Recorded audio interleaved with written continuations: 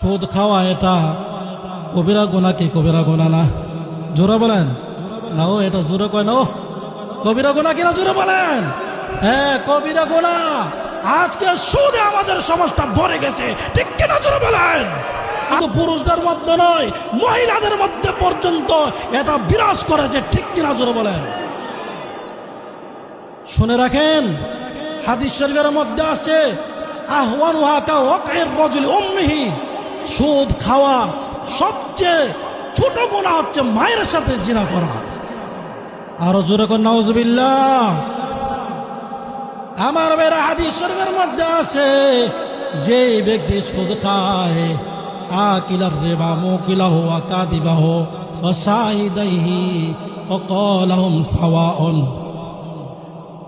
আল্লাহ নবী সাল্লাল্লাহু আলাইহি ওয়াসাল্লাম লানত করেছেন, লানা রাসূলুল্লাহ সাল্লাল্লাহু আলাইহি ওয়াসাল্লাম, যারা নাকি সুদ খায়, সুদ দেয়, যারা নাকি সাক্ষী থাকে, যারা লিখে রাখে, ক্বালাহুম সাওয়াউন, সকলের এক সমপরিমাণ গুনাহ। যেরকম নাউজুবিল্লাহ। কিন্তু এটা তো আমাদের কাছে গুনাহ মনে হয় না। একজন যদি মায়ের সাথে জিনা করে, মায়ের সাথে জিনা করলে মনে করে আরে কত বড় পাপ করে লইছে, কিন্তু এটা তো সর্বনিম্ন গুনাহ। আর সুদ খাইলে এর আরো সম্মান করে। ওই যে নেতা, আমাদের বড় সর্দার, সমাজের মধ্যে বিচার আচার করে, বলাও যাবে না, সম্মানও পুরোপুরি করতে হবে। আছে কিনা জোরে বলেন। সম্মান দুনিয়াতে করতে পারে, কিন্তু আখিরাতে সম্মান পাবেন না। কোন এক আয়াতের মধ্যে আল্লাহ রাব্বুল আলামিন বলেন, ইয়া আইয়ুহাল্লাযীনা আমানু লা তাকুলুর রিবা আদআফাম মুদাআফা, হে ঈমানদাররা, তোমরা চক্রবৃদ্ধি হারে তোমরা সুদ খাও না। নিষেধ করেছেন কে? জোরে বলেন, নিষেধ করেছেন কে? আমার ভাইয়েরা। আর ঘুষ আর রসি অল মুরতাসি ফিন্নার, আল্লাহর নবী বলেন যে ব্যক্তি সুদ খায় এবং যে ব্যক্তি ঘুষ খায়, ঘুষ দেয়, আদান প্রদানকারী দুজন জাহান্নামে যাবে। নাউজুবিল্লাহ। জোরে বলেন।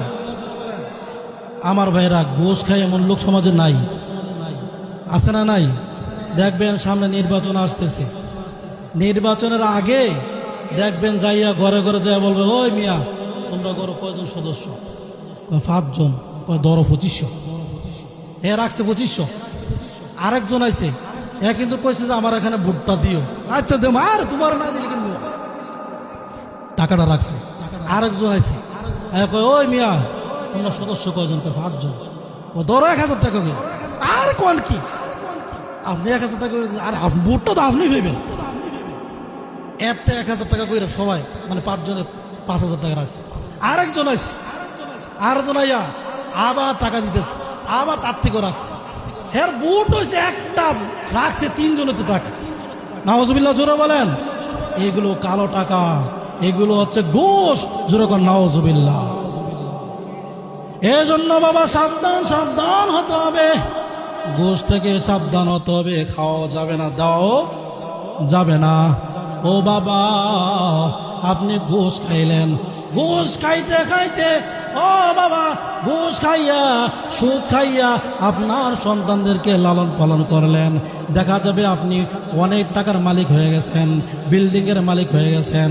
এই টাকা পয়সা, সুদের ঘুষের টাকা সবগুলো আপনার সন্তানকে, আপনার স্ত্রীকে লালন পালন কইরা আপনি যখন কবরের মধ্যে চলে গেলেন, তারা কিন্তু এগুলো দিয়ে আবার বড় হচ্ছে, লালন পালন করছে, তাদের দেহ বড় করছে।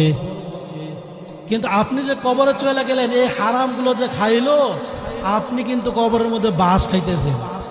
কিন্তু আপনি টাকা এত কষ্ট কইরা বা অবৈধভাবে আপনি টাকাগুলো জোয়া আপনি চলে গেলেন কবরে, তারা খাচ্ছে, কিন্তু আপনি কবরের মধ্যে কিন্তু তাদের এই গুনাহগুলো আপনি পাবেন।